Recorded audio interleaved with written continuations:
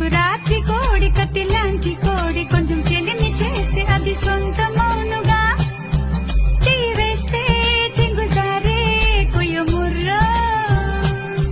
నువ్వు రెండు మూరల పాలు పెయ్యరా జగడమొచ్చిన తాకవద్దయ్యా రెండు మూరల పాలు పెయ్యరా జగడమొచ్చిన తాకవద్దయ్యా కొంచెం కొంచెం కొరుక్కు తినవయ్యా సంకురాత్రి